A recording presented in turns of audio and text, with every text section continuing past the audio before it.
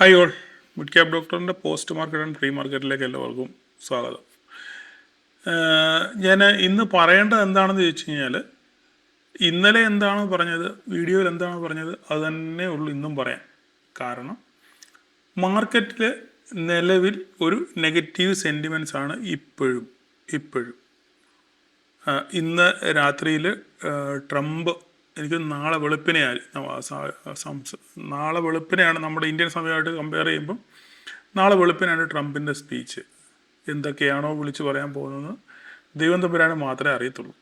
Okay, നമ്മൾ മൊത്തത്തിൽ ന്യൂസുകളും മറ്റ് ആർട്ടിക്കിളുകളൊക്കെ വായിച്ച് നോക്കുമ്പോൾ നമുക്ക് മനസ്സിലാവുന്നൊരു കാര്യം, ട്രംപ് ഒരു കാരണവശാലും വഴങ്ങാൻ സാധ്യതയില്ല എന്നുള്ളതാണ് മനസ്സിലാകുന്നത്. കാരണം ഇത്രയും നാളും ഒരു സമവായത്തിൻ്റെ വഴിയിൽ കുറേ അധികം നമ്മൾ തന്നെ എത്രയോ പ്രാവശ്യം ട്രംപിനെ ചീത്ത വിളിച്ചിട്ടുണ്ട്, ഇല്ലേ? ഇങ്ങനെ വാക്ക് മാറ്റി പറഞ്ഞു.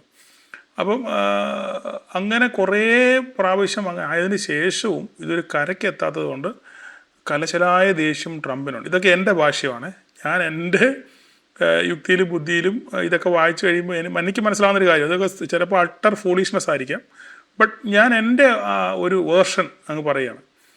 അപ്പോൾ ഇങ്ങനെയൊക്കെ ട്രംപ് നാട്ടുകാരുടെ മുമ്പിലും ഒക്കെ ഇളഭ്യനായിട്ടും ഇതിനൊരു സമവായം ഉണ്ടാകാത്തതിന് അതിൽ കടത്ത അമർഷം ട്രംപിനുണ്ട്, എൻ്റെ ഭാഷയോ പറയുന്നത്. അപ്പം അതുകൊണ്ടാണ് അന്ന് അങ്ങനെ രണ്ട് കപ്പലുകളെ ഇറാൻ ആക്രമിച്ചപ്പം ഓൾ ഓഫ് സഡൻ വേറെ ഒന്നും ചിന്തിച്ചില്ല. പുള്ളി പറഞ്ഞു ഓക്കെ, സീസ് ഫയർ ഓവർ എന്ന് ഒറ്റ ഡയലോഗ് പറഞ്ഞു. പിന്നെ അതിന് ശേഷം പുള്ളി നിങ്ങൾ ശ്രദ്ധിച്ചു നോക്കിയോ, പഴയ മാതിരി പുള്ളി വീണ്ടും മാറ്റി പറയാനൊന്നും വന്നില്ല. അവർ സംസാരിച്ചു വന്നു, ഒരു ഡീലിന് വന്നു, ഓക്കെ അങ്ങനെയാണ് ഞാൻ മാറ്റിയേക്കാം, സീസ് ഫയർ വീണ്ടും അങ്ങനെയൊന്നുള്ള ഡയലോഗുകളൊന്നും പുള്ളി പറഞ്ഞില്ല. പുള്ളി അന്ന് അങ്ങനെ സീസ് ഫയർ ഓവറാണ് എന്ന് പറഞ്ഞതിന് ശേഷം പിന്നെ കൂടുതലായിട്ട് നമ്മുടെ ഭാഷയിൽ പറഞ്ഞാൽ ഈ പൊട്ടത്തരങ്ങളൊന്നും കൂടുതൽ പറഞ്ഞിട്ടില്ല. ഒറ്റ പ്രാവശ്യം മാത്രം പറഞ്ഞു, ഇറാൻ ഡീലിന് വന്നിട്ടുണ്ട്. അവിടെയും പുള്ളി വളരെ സ്റ്റേണായിട്ടാണ് മറുപടി പറഞ്ഞത്. നമ്മളിതൊക്കെ കൂട്ടി വായിക്കണം. ഞാൻ പറഞ്ഞല്ലോ, മാർക്കറ്റിനെ നമ്മൾ കാണുമ്പോൾ രാവിലെ സിയും പി എടുക്കുന്നതെന്ന് മാത്രമല്ല മാർക്കറ്റ്. നമ്മൾ ആദ്യം അത് മനസ്സിലാക്കുക.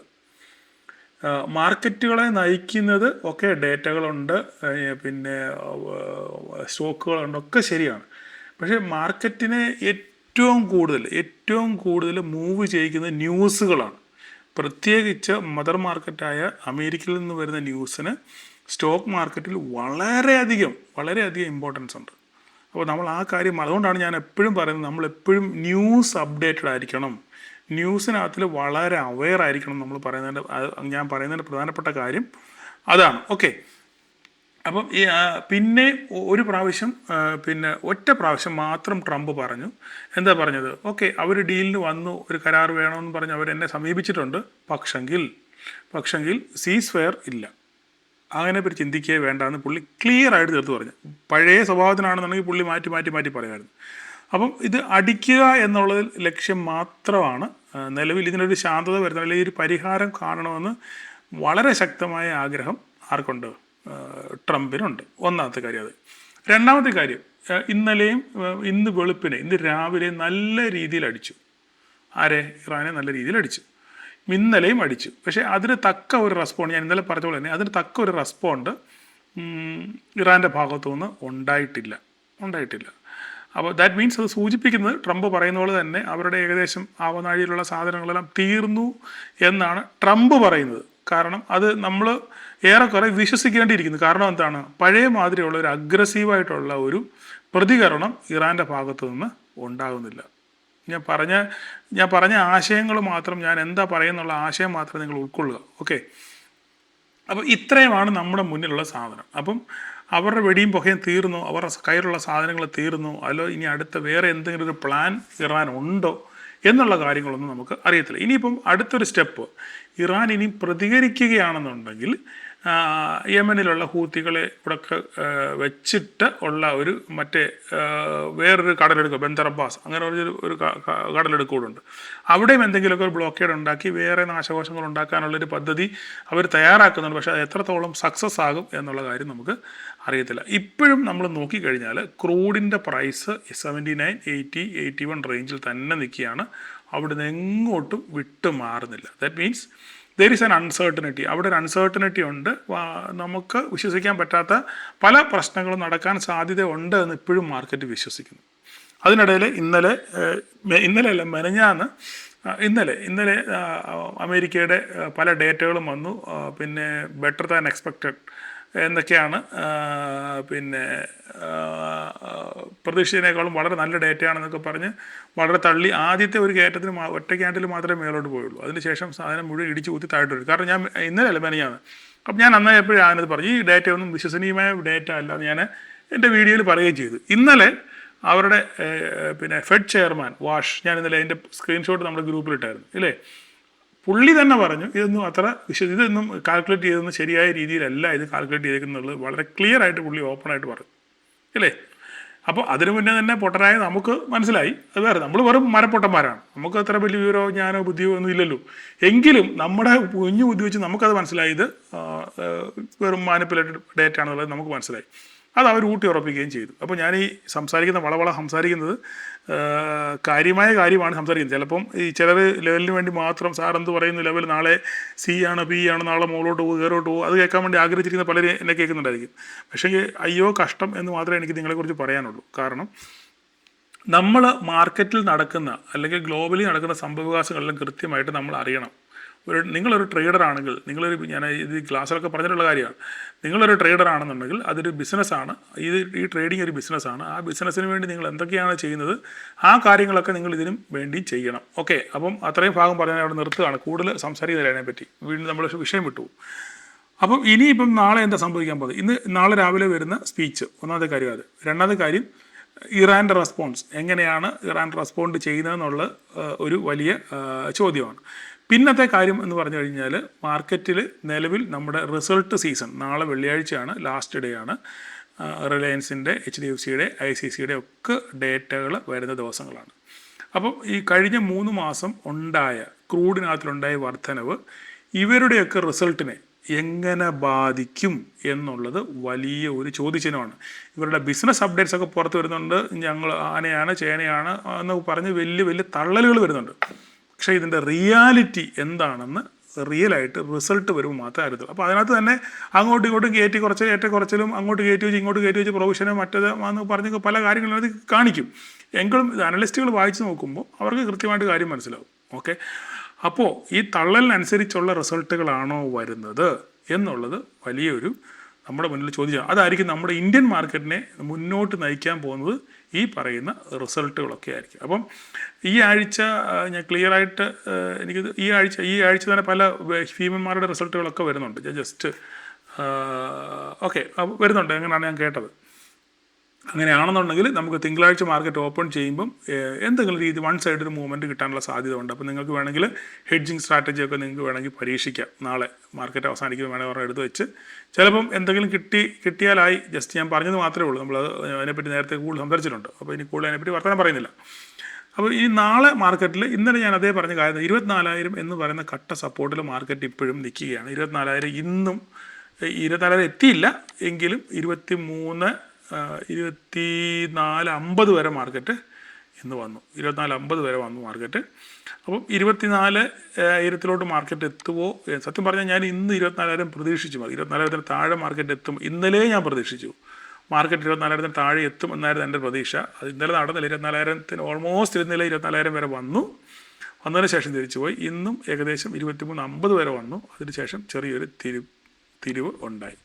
ഇപ്പോൾ നമ്മൾ നിഫ്റ്റി നോക്കുകയാണെന്നുണ്ടെങ്കിൽ ഏകദേശം 24,050 ഈ റേഞ്ചിൽ തന്നെയാണ് മാർക്കറ്റ് ഇപ്പോഴും ഓടുന്നത്. വലിയ എന്താ പറയുന്ന പോസിറ്റീവ്നെസ് ഒന്നും മാർക്കറ്റിൽ കാണാനില്ല. നമ്മൾ ഡൗ ജോൺസ് നോക്കുകയാണെന്നുണ്ടെങ്കിൽ ഡൗ ജോൺസ് ഓപ്പൺ ആയില്ല ഇതുവരെയായിട്ടും. ഓക്കെ, ഫ്യൂച്ചർ നോക്കുകയാണെന്നുണ്ടെങ്കിൽ ഫ്ലാറ്റായിട്ടാണ് ഓടുന്നത്. അവരുടെ നാസ്ഡാക്കിൻ്റെ ഫ്യൂച്ചർ നോക്കുകയാണെങ്കിൽ നെഗറ്റീവായിട്ടാണ് ഓടുന്നത്. ഇനിയിപ്പം നാളെ നമുക്ക് വീക്കെൻഡാണ്.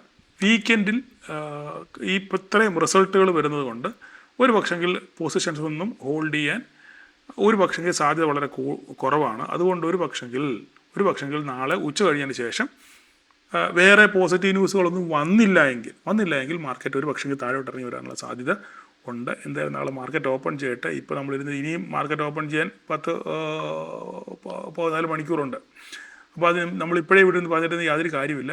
എന്തായാലും നാളെ മാർക്കറ്റ് ഓപ്പൺ ചെയ്തതിന് ശേഷം മാത്രമേ നമുക്ക് എന്തെങ്കിലും ഒരു കാര്യം പറയാൻ പറ്റത്തുള്ളൂ. ഇന്നത്തെ കാര്യം നമ്മൾ സംസാരിച്ചു കഴിഞ്ഞാൽ, രാവിലെ മാർക്കറ്റ് ഓപ്പൺ ചെയ്തപ്പോൾ തന്നെ ഞാൻ പറഞ്ഞു, ഇന്ന് രാവിലെ ഓപ്പൺ ചെയ്ത ഏഷ്യൻ മാർക്കറ്റുകളെല്ലാം നോക്കിയാൽ, ഇന്ന് രാവിലെ ഓപ്പൺ ചെയ്ത ഏഷ്യൻ മാർക്കറ്റുകളെല്ലാം നോക്കിയാൽ കട്ട നെഗറ്റീവ് ആയിരുന്നു. അവിടെയും നമ്മൾ 10-60-50 പോയിൻ്റ് ഗ്യാപ്പ് അപ്പിലാണ് മാർക്കറ്റ് ഓപ്പൺ ചെയ്തത്. അപ്പോൾ ഒരിക്കലും ഇത് തമ്മിൽ പൊരുത്തപ്പെടുന്നില്ല. നമ്മൾ ഈ എൻ്റയർലി ഡിഫറെൻ്റ് ആണ്, ഡീകപ്പിൾഡ് എന്ന് വേണമെങ്കിൽ പറയാം. നമ്മൾ ഗ്ലോബലി ആയിട്ട് നമ്മൾ ഡീകപ്പിൾഡ് ആണെന്ന് വേണമെങ്കിൽ പറയാം. പക്ഷേ അതൊരിക്കലും ഈ ഇപ്പോഴത്തെ അവസരം പല സാഹചര്യങ്ങൾ അങ്ങനെ ഉണ്ടാകാറുണ്ട്, ഡീകപ്പിൾഡ് ആകാറുണ്ട്. പക്ഷേ ഇപ്പോഴത്തെ സാഹചര്യത്തിൽ അങ്ങനെ ഡീകപ്പിൾഡ് ആകാൻ ഇന്ത്യക്ക് മാത്രമായിട്ട് പറ്റത്തില്ല. ഒന്നാമത്തെ കാര്യം, ഇന്ത്യക്ക് മേലെ റഷ്യൻ ഓയിൽ വാങ്ങിക്കുന്നതിന് ഒരു 100% 500 ആയിരുന്നു. അത് 100% താരിഫ് അടിക്കാനുള്ളൊരു ബില്ല് ഞാൻ ഇന്നലെ പറഞ്ഞതാണ്. സെനറ്റിൽ അത് പാസ്സാക്കാൻ വേണ്ടി എടുക്കാനുള്ള പരിപാടികൾ ആരംഭിച്ചിട്ടുണ്ട്. അങ്ങനെ വരികയാണെന്നുണ്ടെങ്കിൽ ഇന്ത്യ അത് വളരെയധികം പ്രതികൂലമായിട്ട് ബാധിക്കും. അത് വലിയൊരു നെഗറ്റീവ് ന്യൂസാണ്. ആ ന്യൂസ് എപ്പോഴാണ് വരുന്നുള്ള കാര്യം നമുക്കറിയത്തില്ല. അതൊരു നെഗറ്റീവ് ന്യൂസ് തന്നെയാണ്. രണ്ടാമത്തെ കാര്യം എന്ന് പറഞ്ഞത്, ഈ അടിയും ബഹളവും ഈ ക്രൂഡിൻ്റെ വില ഇങ്ങനെ ഉയർന്നു നിൽക്കുന്നതും നമ്മുടെ പണപ്പെരുപ്പം കൂടാൻ സാധ്യത വളരെ, പ്രത്യേകിച്ച് ഫുഡ് ഇൻഫ്ലേഷൻ കൂടാനുള്ള സാധ്യത വളരെ കൂടുതലാണ്. കാരണം എന്താണ്, ട്രാൻസ്പോർട്ടേഷൻ കോസ്റ്റ് കൂടും, അതനുസരിച്ച് പച്ചക്കറികൾക്കും മറ്റ് സാധനങ്ങൾക്കൊക്കെ വില കൂടും. അപ്പോൾ അത് നമ്മുടെ എക്കണോമി ബാധിക്കാനുള്ള സാധ്യതയുണ്ട്. എന്തായാലും നാളെ മാർക്കറ്റ് ഓപ്പൺ ചെയ്യുമ്പോൾ 24,000 താഴെ പോവുകയാണെങ്കിൽ, ഒരു പക്ഷേ നാളെയും മാർക്കറ്റ് ഓപ്പൺ ചെയ്യുന്നത് 24,000-നും 24,80-നും ഇടയ്ക്കായിരിക്കും മാർക്കറ്റ് ഓപ്പൺ ചെയ്യാനുള്ള സാധ്യത. ഇപ്പോഴത്തെ അവസ്ഥ വെച്ചിട്ട് ഫ്ലാറ്റായിട്ട് ഓപ്പൺ ചെയ്യാനുള്ള സാധ്യത 24,000-നും 24,80-നും ഇടയ്ക്കായിരിക്കും. അങ്ങനെയാണെന്നുണ്ടെങ്കിൽ മാർക്കറ്റ് 24,000-നോട് താഴോട്ട് ഇറങ്ങി വരുവാണെന്നുണ്ടെങ്കിൽ നമുക്ക് ഒരു 23,916 ചിലപ്പോൾ ഒരു പക്ഷേ ഒരു 15 മിനിറ്റ് നേരം നിൽക്കണം. ഒരു 15 മിനിറ്റ് നേരം സസ്റ്റെയിൻ ചെയ്യുകയാണ്, നല്ല താഴെ സസ്റ്റെയിൻ ചെയ്യുകയാണെന്നുണ്ടെങ്കിൽ നമുക്ക് താഴോട്ടൊരു ട്രേഡ് കിട്ടാനുള്ള സാധ്യത വളരെ കൂടുതൽ. അപ്പോൾ ഇന്നത്തെ കാര്യം ഞാൻ പറഞ്ഞില്ല, അത് വിട്ടുപോയി. ഇന്ന് രാവിലെ മാർക്കറ്റ് ഓപ്പൺ ചെയ്ത് കഴിഞ്ഞപ്പോൾ 50 പോയിൻ്റ് ഗ്യാപ്പ് അപ്പിൽ ഓപ്പൺ ചെയ്ത് കഴിഞ്ഞപ്പം ഞാൻ പറഞ്ഞു, എന്തിനോ വേണ്ടി തിളയ്ക്കുന്ന സാമ്പാർ. കാരണം നമ്മുടെ ഗ്ലോബൽ മാർക്കറ്റുകളെല്ലാം കട്ട നെഗറ്റീവാണ്. അപ്പോൾ നമ്മളും തിരിച്ച് അങ്ങോട്ട് തന്നെ വരേണ്ട സാഹചര്യമുണ്ട്. പക്ഷേങ്കിൽ അങ്ങനെ വന്നില്ല. ഓപ്പൺ ചെയ്ത് എന്തായാലും 5 മിനിറ്റ് ക്യാൻഡലിന് ശേഷം മാർക്കറ്റ് ഒന്ന് താഴോട്ടൊരു ഡിപ്പ് കിട്ടി. പക്ഷേ നമ്മളൊന്ന് വെയിറ്റ് ചെയ്യാൻ വേണ്ടി പറഞ്ഞു. വീണ്ടും മാർക്കറ്റ് അവിടുന്ന് തള്ളി 24,142 തട്ടി വീണ്ടും തിരിച്ച് ഓപ്പണിങ്ങിനകത്ത് അങ്ങോട്ട് കയറി. അവിടെ കയറിയപ്പോൾ അവിടെ എത്തിയപ്പം ഞാൻ പറഞ്ഞു, നമ്മുടെ ബോക്സിനകത്ത് ക്ലിയറായിട്ട് ഞാൻ വോയിസ് ഇട്ടു, നമ്മുടെ ബോക്സിനകത്ത് 15 മിനിറ്റ് നേരം നല്ല രീതിയിൽ സസ്റ്റെയിൻ ചെയ്യുകയാണെങ്കിൽ മാത്രമേ നമുക്കൊരു അപ്സൈഡ് ഉള്ളൂ, ഇല്ലെങ്കിൽ മാർക്കറ്റ് താഴോട്ട് ഇറങ്ങി വരുമെന്ന് ഞാൻ ക്ലിയറായിട്ട് പറഞ്ഞില്ലയോ? വെരി ക്ലിയറായിട്ട് ഞാൻ പറഞ്ഞു, ഇല്ലേ? അത് ഒന്നാമത്തെ കാര്യം. ഞാൻ ഈ പലരുടെയും സ്ക്രീൻഷോട്ട് കണ്ടിട്ട് ഞാൻ പറയുകയാണ്, ഞാൻ നിങ്ങളുടെ ഒരു വളരെ സ്നേഹസ്വരൂപേണ നിങ്ങളോട് ഞാനൊരു കാര്യം പറയുകയാണ്. മാർക്കറ്റിന് എപ്പോഴും നമ്മൾ വിചാരിക്കുന്ന രീതിയിലല്ല മാർക്കറ്റ് എല്ലായ്പ്പോഴും പ്രതികരിക്കുന്നത്. മാർക്കറ്റിന് വളരെ വികൃതമായ ഒരു മുഖമുണ്ട്.